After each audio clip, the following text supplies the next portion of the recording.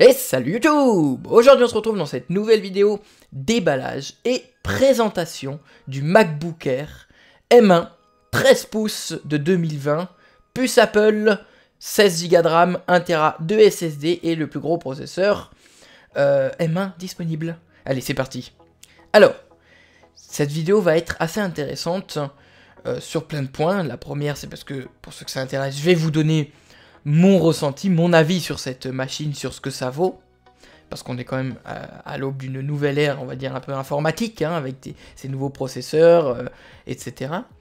Mais aussi, va sortir dans quelques temps, une vidéo, si elle est même déjà pas sortie pour vous quand vous regarderez celle-ci, avec la présentation du MacBook Pro 16 pouces Full Option 2021. Donc il n'y aura pas forcément de comparaison à apporter, mais il y aura une présentation et un retour à apporter qui sera, je pense, très important pour ceux que ça intéresse. Donc, aujourd'hui, nous avons le déballage de cette machine qui m'a été très gentiment prêtée par une amie à moi qui m'a demandé de lui configurer et qui m'a permis en plus de pouvoir faire cette vidéo et de pouvoir travailler un petit peu avec sur certains trucs et, entre autres, le tester bien sûr. On a aujourd'hui une livrée or rose, en bien sûr 13 pouces comme je l'ai dit, un clavier de finition noire du plus bel effet. Le design du MacBook Air, pour ceux qui le connaissent, n'a pas changé, hein. Du moins on parle du MacBook Air 2020, c'est toujours le même, plus fin vers l'avant, plus épais vers l'arrière, mais alors très fin, hein, les amis, faites-moi confiance, c'est une machine incroyablement fine. En termes de performance, il n'a plus rien à comparer avec les anciens MacBook Air. Déjà l'écran, pour ceux qui voient l'écran, est incroyable. C'est un écran d'une excellente définition. La caméra, c'est peut-être son point, on va dire, presque le plus faible. Et encore, je modère mes propos. Elle n'est pas nulle, elle n'est pas médiocre. Hein. Elle n'est pas excellente, elle est correcte, elle est bonne. Voilà. Ça reste une webcam correcte. Je l'ai dit, le design est le même. Donc avec ce châssis qui se referme, du moins qui est plus fin vers l'avant, quand l'écran se ferme, on a toujours cette petite excroissance qui va se faire pour qu'on puisse ouvrir l'écran sur le devant au niveau du trackpad. Toujours d'une finition, vous en doutez, parfaite, hein, pour ceux qui connaissent les produits Apple, rien à dire. Le clavier également est super agréable. C'est un clavier revisité qui reste non pas avec des touches papillon mais à touches ciseaux, avec des touches un peu plus larges, couleur noire je l'ai dit, et surtout une course très bien contrôlée, un peu plus courte que les anciens MacBook Air, mais alors super contrôlée, très silencieux, et on s'y fait très vite. Touches assez larges, donc on les repère facilement quand on voit pas sur le côté sensitif, c'est assez facile à trouver. Comme vous pouvez le voir, hein, à l'écran, le déballage, comme d'habitude c'est du Apple pour ceux qui connaissent, c'est-à-dire très soigné, très bien fait au niveau de la boîte, du détail, le packaging du moins est top. À l'intérieur on va retrouver quoi? Sur le dessus, le MacBook Air, juste en dessous, un petit manuel, pourquoi pas, avec le chargeur USB-C et le câble USB-C. Voilà, vous n'allez pas avoir grand chose de plus dans la boîte, mais en même temps, qu'est-ce que vous voulez de plus? C'est très bien. Continuons la petite présentation de la machine. Vous avez des haut-parleurs qui m'ont surpris. Alors parce que bon, moi je n'ai connu que les MacBook Air de 2012, 13 par là. Mais alors les petits haut-parleurs ont une super qualité. Un beau détail, enfin très propre, très joli. Donc franchement, encore un beau petit point pour cette machine qui, je vous le rappelle, dans sa configuration M1, 8 processeurs et 8 processeurs graphiques, 1 Tera de SSD et 16 Go de RAM, vaut à peu près 1800 €. Hein. Retenez bien ça les amis, ça a toute son importance, vous allez comprendre pourquoi. Le trackpad est un trackpad Force Touch, pour ceux qui connaissent, donc ce n'est plus un trackpad qui se clique, mais c'est un trackpad qui va renvoyer un retour haptique sur votre doigt. Moi, personnellement, je préfère ça, en termes surtout de côté fonctionnel. Il n'y a plus de touches mécaniques qui s'enfoncent, donc au niveau de l'usure, c'est plus sympa. Alors vous allez me dire, oui, bon, le Tactic Engine peut s'abîmer aussi, soit, mais en termes de clic physique, souvent, moi, ce que je reprochais au MacBook Pro, c'est que l'alignement du trackpad dans le châssis, on parle de millimètres, mais n'était pas toujours le plus précis. Alors après, vous me direz, c'est pour les plus pointilleux d'entre vous. Bon, Je suis d'accord. Donc ce trackpad en plus qui est relativement bien grand, hein, comme vous pouvez vous en douter, et comme vous pouvez voir pour ceux qui le voient bien sûr. Quand on déballe la machine, on s'aperçoit tout de suite, hein, bien sûr, qu'elle est bien emballée, avec un petit tissu sur l'écran, de quoi bien la protéger. Sur le côté gauche, on va retrouver deux ports USB-C Thunderbolt 3, donc format USB-C, mais bien sûr ça prend en charge le format USB 2, USB 3, USB 3.1, Thunderbolt 2, Thunderbolt 3, tous les formats vidéo bien sûr, donc bien sûr vous pouvez brancher de l'adaptateur, du dock qui soit Thunderbolt ou USB, bien sûr le chargeur passe, du moins l'alimentation de la machine pour la recharger passe par un de ces deux connecteurs.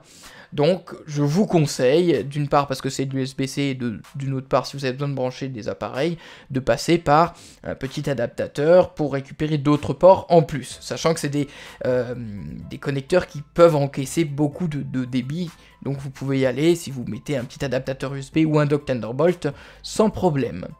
L'alimentation se fait bien sûr par ce câble USB-C. Et sur le côté droit de la machine, on va retrouver un port jack pour brancher une paire d'écouteurs ou un casque.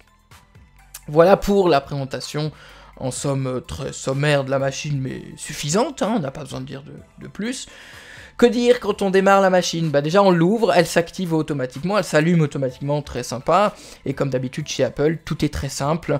L'écran de configuration est tout de suite présent au démarrage, nous proposant la langue. Alors bien sûr on peut activer tous les systèmes d'accessibilité que Apple nous propose, hein, VoiceOver, etc. Et il y a juste à suivre les écrans les amis, c'est très très simple, hein. La langue, le réseau Wi-Fi, connecter son compte Apple ou en créer un si on n'en a pas, le Touch ID, parce que oui, ce MacBook Air est muni du Touch ID, c'est très pratique pour les achats ou pour tout simplement déverrouiller son Mac, pas forcément passer par le mot de passe. Et après suivent d'autres étapes comme le thème, les réglages iCloud un peu plus poussés, etc. Et voilà, on est tout de suite sur notre réglage de session, le nom, le prénom, le mot de passe. Et voilà, ça y est, tout est fait, vous n'avez plus qu'à vous amuser avec votre machine à travailler. Donc la configuration s'est fait très rapidement, le paramétrage également. Comme dit, c'est une machine qui ne m'appartient pas, qui m'a été prêtée, du moins envoyée par une amie qui l'a achetée. Elle m'a demandé de lui configurer et je la remercie 1000 fois parce que grâce à elle, j'ai pu tourner cette vidéo et également tester et vous faire ce test, hein, de cette machine. Donc merci, un grand merci à toi. Déjà, ce qui frappe quand on a la machine entre les mains, et pour le petit retour d'expérience après quelques jours d'utilisation, le premier truc que je vais vous dire, je vais pas vous sortir ni des graphiques, ni des chiffres.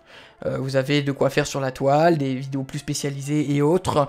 Moi, je vais plutôt vous donner mon ressenti et mon retour d'expérience, du moins en utilisation concrète. Dans mon utilisation de montage vidéo, montage audio, compilation de bouts de code, utilisation plutôt bureautique et voilà, un peu utilisation standard. Bref, une utilisation que vous connaissez un peu pour ceux qui me connaissent sur la chaîne YouTube, qui peut être dans certains cas un peu intensif quand même, hein, et c'est ça qui est intéressant, vous allez voir. Donc, j'ai fait des tests sur Logic Pro, sur Final Cut Pro, sur iMovie, j'ai fait des tests, vous allez rigoler, mais sur le jeu d'échecs, parce que c'est une application que je trouve très intéressante dans certains cas, vous allez voir. Sur du ScreenFlow pour de l'exportation, d'accord, avec du OBS. Et après, bien sûr, pour du graphisme, mais ça c'est pas moi qui l'ai fait, vous en doutez, je vois pas, avec la suite Adobe, avec Photoshop, Illustrator et InDesign. Et les retours, pour vous comparer, pour les personnes qui ne connaissent pas cette machine, je vais prendre comme point de référence, non pas, pour ceux qui le savent, mon ancien MacBook Pro 2012 15 pouces, pardon, parce que bon, bah lui, il est plus du tout dans le game, ce serait pas gentil pour lui de le comparer quand même, c'est pas sympa. Comparons ce qu'on peut comparer. Je vais vous comparer, et là, certains risqueraient d'être surpris, mon ancien iMac, 27 pouces de 2017, 32 Go de RAM, le plus gros i7 proposé, la plus grosse carte graphique proposée. Donc, globalement, qu'est-ce que j'en tire de mes tests? Premier truc qui frappe, le silence de fonctionnement. Oh, ce silence est incroyable. Alors vous allez me dire, bah oui, il n'y a pas de ventilateur. C'est vrai, mais il n'y a pas de ventilateur et il n'y a pas ou peu de thermal throttling, c'est-à-dire de perte de performance due à la chaleur. Pourquoi? Parce que cette machine ne chauffe pas. C'est incroyable. On a beau la pousser dans ses retranchements, ça montre un tout petit peu en température, mais ça ne chauffera pas rien à voir à ce qu'on peut connaître sur des machines style MacBook Pro Intel 2018 par exemple. Petit clin d'œil comme ça. Bon. Donc le silence et la température qui ne monte pas fait que cette machine va garder la pêche longtemps. On va pouvoir faire de l'exportation, on va pouvoir faire du traitement, on va pouvoir faire des tâches qui sont relativement longues. Elle est capable de l'encaisser et c'est très agréable. Dans le cadre de l'utilisation, là je vous fais un retour de ce qu'on m'a dit pour ceux qui ont utilisé toute la suite Adobe pour le traitement. C'est hyper rapide. C'est même impressionnant parce que pour avoir comparé avec Illustrator, InDesign et Photoshop sur mon ancien iMac et sur le MacBook Air, et le MacBook Air mettait relativement une belle tôle à certaines tâches que faisait mon ami sur l'iMac. Alors vous allez me dire, oui bon, c'est vrai, il y a beaucoup de questions d'optimisation, et c'est très vrai. Et c'est là où ce MacBook Air, et c'est là où, souvenez bien ce que je vous disais tout à l'heure, ça a son importance, le prix, tire son épingle du jeu, et je me hâte de vous faire très prochainement cette présentation du MacBook Pro 16 pouces full option de 2021, pour voir si je prends à nouveau une belle claque ou si c'est une continuité, bref, on verra. Parce que ce MacBook Air a cet avantage qu'on connaît très bien chez Apple, qui est cette optimisation logiciel matériel, qui fait que le logiciel va extraire la quintessence du matériel et inversement. Donc, dans certaines tâches, dans certaines actions, la machine est incroyable. L'exportation sur certaines vidéos, sur des effets 3D, notamment avec du Photoshop, sur du travail 3D, c'est instantané. La machine ne réfléchit même pas, quoi. Là où l'iMac moulinait pas, je vais pas dire mouliner parce que ce serait vous mentir, mais processer un peu plus, monter en température, parce que ça c'était notable, même si c'était pas très bruyant parce qu'il avait un gros ventilateur. Et la montée en température était flagrante, on passait les 75 degrés à l'aise. Là, cette machine, après 2 heures de travail sur du InDesign, pas grand chose qui se passait pour elle, elle était toujours tout aussi réactive. Les 16 Go de RAM étaient entièrement suffisants. Alors après, je pense que dans certains cadres, un peu plus aurait été très bien, et c'est pour ça que j'ai pris sur ma machine à moi, qui va m'arriver bientôt, plus, parce que les 16 Go, dans certains cas, forcément, voilà, ça reste 16 Go de RAM. C'est déjà très très bien. On peut faire de grandes choses avec 16 Go, croyez-moi qu'on peut faire beaucoup de choses. Si vous êtes utilisateur de Logic, si vous êtes utilisateur de iMovie, des petits montages, 16 Go de RAM, ne vous posez pas plus la question. C'est très très bien. C'est dans certaines utilisations où on est vraiment sur de l'utilisation multiple, où là, effectivement, plus de RAM peut être intéressante, mais si vous n'en avez pas l'utilité, c'est comme tout le temps, faites en fonction de vos besoins. Donc, en termes de retour expérience, oui, ce qui m'a surpris, c'est que pour une petite machine comme ça, la capacité à encaisser la charge de travail est très importante, et la capacité à tenir sur batterie est incroyable. J'ai pu tenir en utilisation, comment vous dire, presque, je vous dirais, intensive, plus de 13 heures. C'est incroyable, c'est impressionnant. Alors après, le réglage d'écran était en luminosité automatique, donc réglage de la luminosité en automatique. Pareil pour le clavier, pour le rétroéclairage du clavier, puisque bien sûr le clavier est rétroéclairé. Qui d'ailleurs, je le précise, il n'y a pas de touch bar, pour ceux qui se posaient la question, cette espèce d'écran tactile qui remplace les touches F1 à F12 sur certains Mac. Non, il n'y a pas ça sur le MacBook Air, donc vous êtes tranquille. Mais oui, j'ai tenu plus de 13 heures en grosse utilisation, et c'est encore impressionnant de la part d'Apple. Donc, revenez à ce que je vous disais tout à l'heure, comparatif avec un iMac 27 pouces qui coûtait quand même 4500 €. Là, ce petit MacBook Air qui a pas 32 Go de RAM mais 16, qui a pas un écran 27 pouces mais 13, d'accord, mais en termes de puissance brute est équivalent à ce que faisait mon iMac full option 2017 pour 1800 €. Voilà. Donc vous êtes un étudiant, vous êtes un musicien, vous êtes quelqu'un qui fait un peu de photos, un peu de vidéos, mais vous pouvez y aller tranquillement avec ces machines-là. Tranquillement, c'est pas des machines où vous allez vous dire oh là là, est-ce que je vais pouvoir ouvrir InDesign, est-ce que je vais pouvoir faire du iMovie, est-ce que FCPX va se lancer? Non, vous pouvez y aller. Voilà. En plus, c'est des machines sur lesquelles vous pouvez brancher des écrans externes. Si l'écran est trop petit, bon bah sans problème, vous mettez un écran externe. Après, soit c'est une machine qui a ses limites. Et bien sûr, hein, voilà, tout a ses limites, toute machine a ses limites. Dans certains cas, eh ben, c'est sûr qu'un M1 Pro, voire un M1 Max seront plus intéressants, mais on parle de cas d'utilisation, et ça j'aurai plus l'occasion de vous en parler dans mon autre vidéo de la présentation du MacBook Pro 16 pouces M1 Max. Mais en tout cas, dans un cadre, et je pense pour plus de la moitié des utilisateurs, on va dire dans une utilisation standard, voire plus, sera une machine entièrement suffisante. Beaucoup de questions m'ont été posées et je vais essayer d'y répondre. Quel est l'intérêt de, à l'heure actuelle, on s'entend, prendre un MacBook Pro 13 pouces M1? À l'heure actuelle, nous sommes début mars 2022, où il n'y a pas encore de nouveau MacBook Pro 13 pouces sorti qui a été ni présenté ni sorti, ça devrait se faire dans quelques jours. Pour moi, ce MacBook Air est plus intéressant qu'un MacBook Pro. En termes de prix, le MacBook Pro est un peu plus cher. Certains diront, ouais mais le MacBook Pro a un ventilo. C'est vrai, mais à quoi va-t-il servir ce ventilo? Ici il y est, c'est qu'il doit servir, soit. Mais au détriment d'un peut-être un peu plus de bruit, un peu plus d'épaisseur, et pas plus de performance. Allez. Si du thermal throttling, il y en avait pendant mes tests, donc ce qu'on appelle un thermal throttling, c'est-à-dire un ralentissement dû à la température de la machine, donc elle va se brider pour pas trop perdre en performance, il n'y a pas 10% de thermal throttling, et 10% c'est que dalle. Hein. Sur des machines, par exemple sur des machines comme les MacBook Pro 2017-2018, on pouvait avoir 50% de thermal throttling, et encore 50% dans certains cas je suis gentil. Donc de ralentissement, de bridage de la machine si vous voulez. Là, si on a 10% à tout casser, 10% et encore 10%, c'est vraiment pour être gentil avec vous, quoi. Donc je me dis que si rajouter un ventilateur permet de diminuer le thermal throttling d'un petit peu, bah qu'est-ce que ça va changer concrètement à l'utilisation? Je ne sais pas, je ne l'ai pas eu entre les mains. J'ai des collègues qui l'ont. Pour moi, ce MacBook Pro 13 pouces, en l'état, j'espère qu'Apple changera à l'avenir, il a toujours cette touch bar qui pour moi... voilà, je pense que vous aurez compris, n'a pas réellement grand intérêt. A le même écran que le MacBook Air 13, ou presque.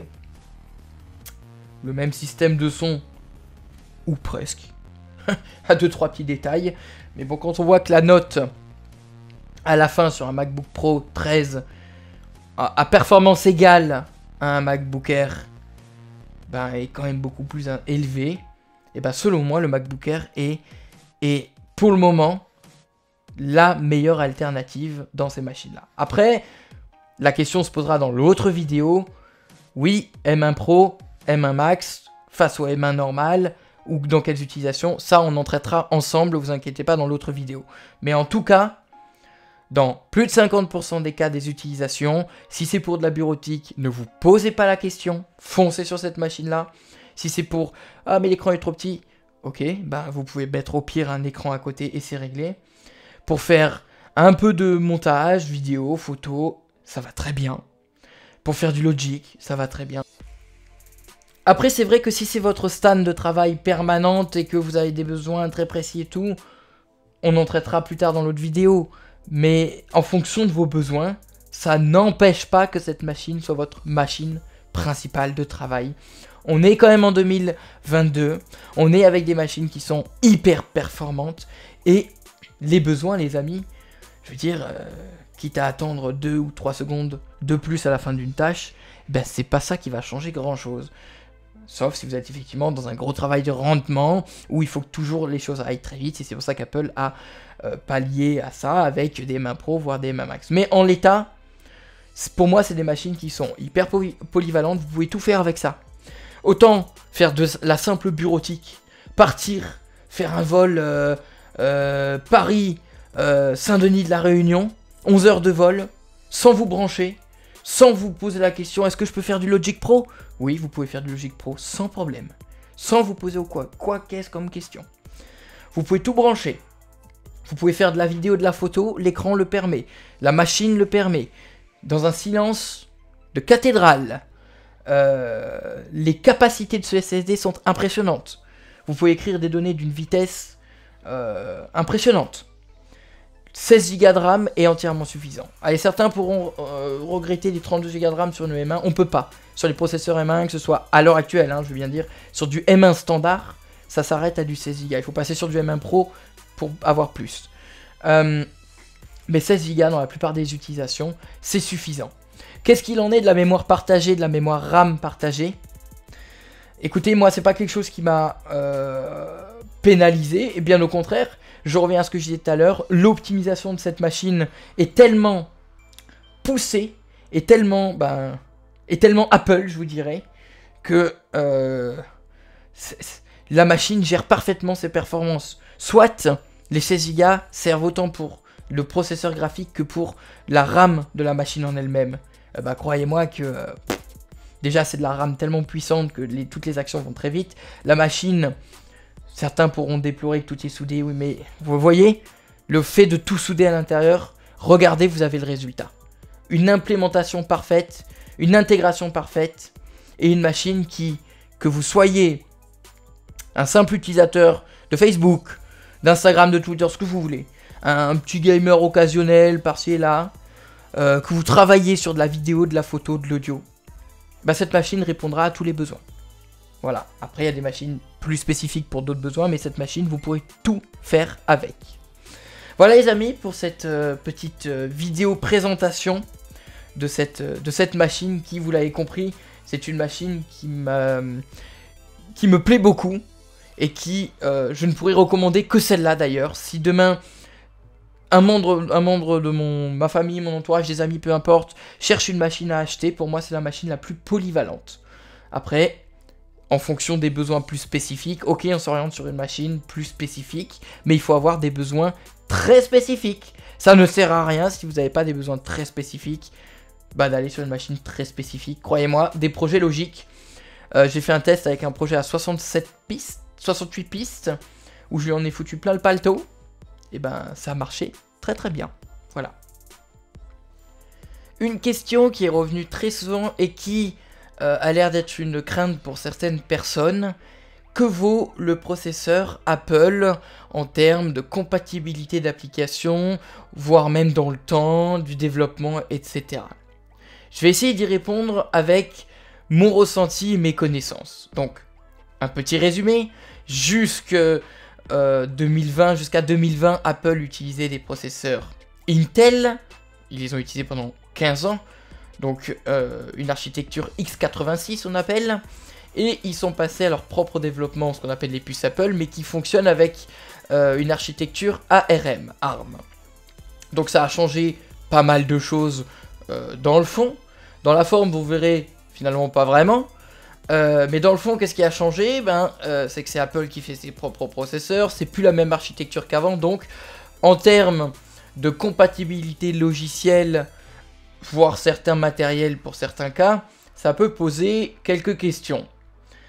Concrètement, dans la forme, qu'est-ce qu'il en est? Pas grand-chose. Parce qu'Apple a quand même bien fait les choses, ils ont mis au point Rosetta 2 pour certains. Certains d'entre vous avaient déjà certainement entendu parler de cette application. C'est ce qui permet de pouvoir émuler les programmes tournant sur x86 vers ARM. Ça marche très bien pour l'avoir utilisé. Et après, beaucoup d'applications sont compatibles, ont été mises à jour, ce qu'on appelle en binaire universel, donc compatible ARM et compatible x86.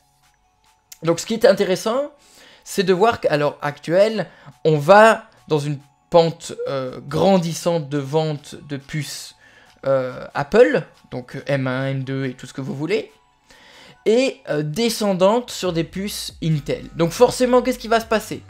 Le marché va de plus en plus développer pour ARM, sachant que c'est des machines qui, comme je pense que vous l'avez compris de par mon engagement, c'est des machines qui vraiment valent la peine.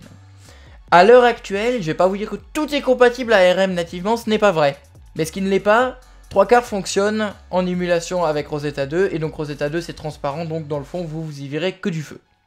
Et une toute petite partie des plugins ou des programmes que vous pouvez connaître ne fonctionnent tout simplement pas, mais alors, moi j'ai pas été confronté au problème, j'ai un ami qui m'en a parlé, mais alors c'est souvent des programmes qui sont très vieux, qui n'ont plus été mis à jour depuis très longtemps, ou sinon c'est des trucs très spécifiques, style plugin FCPX ou autre. Mais tout ça, ce n'est qu'une question de temps les amis. Ça va tout rentrer dans l'ordre, forcément parce que l'avenir, et là on a beau dire, mais l'avenir sur Apple ce n'est plus que du ARM, du puce Apple, et pas que sur Apple. Après ça c'est un autre sujet, mais peut-être qu'à l'avenir nous verrons apparaître des PC tournés sur des puces ARM. Il y en a déjà d'ailleurs, il y a déjà des PC qui sont sur ARM. Dès le moment où Microsoft Windows sera disponible en licence ouverte pour puces ARM, ça va être quelque chose, je vous le dis. Mais il y a déjà même Linux qui tourne aussi sur puces ARM. Donc, je pense que c'est... Actuellement, on est dans une transition. Il y a tout juste 1 an et demi qui se sont passés depuis le lancement. Et quand on voit tout ce qui est déjà compatible ou en binaire universel, on va dire, c'est un très gros boulot qui a été fait. C'est déjà un très gros pas en avant. Et quand, fin 2022, Apple ne vendra plus de Mac Intel, les développeurs, qu'est-ce qui va se passer? La plupart des ventes et des renouvellements vont se faire uniquement sur M1. Et la plus grosse part de marché, petit à petit, va basculer de Intel à M1. Donc, logiquement, tout sortira petit à petit. Et je suis très confiant sur l'avenir. Pour ceux qui se posaient la question, Windows, pour le moment, n'est pas compatible. Pour le moment, en dual boot sur du M1. J'ai bien dit pour le moment. Je suis très confiant qu'à l'avenir, on pourra faire du dual boot, du bootcamp avec une partition Windows, parce que beaucoup aimaient utiliser Windows sur le Mac. C'était considéré comme le meilleur PC, hein, le Mac avec Windows. Quand même, c'est rigolo. On peut déjà le faire avec d'autres systèmes d'exploitation comme Linux ou de la virtualisation. C'est des choses qui sont faisables. Voilà les amis. N'hésitez pas les amis, si vous avez des questions ou des interrogations, à me poser en commentaire sur la page Facebook, par email, même sur le site internet si vous avez des questions à la chaîne de Luc. N'hésitez pas, si vous avez besoin de formation, vous le savez, c'est mon métier. Contactez-moi sur la chaîne de Luc.fr, sur la page Facebook la chaîne de Luc si vous le souhaitez. Et je me ferai une joie de répondre à toutes vos interrogations, si j'ai peut-être pas répondu à certaines choses. Il y a tellement de choses à dire sur cette machine, mais j'essaierai de compléter si j'ai peut-être oublié des choses avec la vidéo de la présentation du MacBook Pro M1 Max 16 pouces full option qui arrivera très prochainement. Oui, si vous regardez cette vidéo, est peut-être déjà sortie. Les amis, portez-vous bien, faites attention à vous et bonne journée à vous. Salut!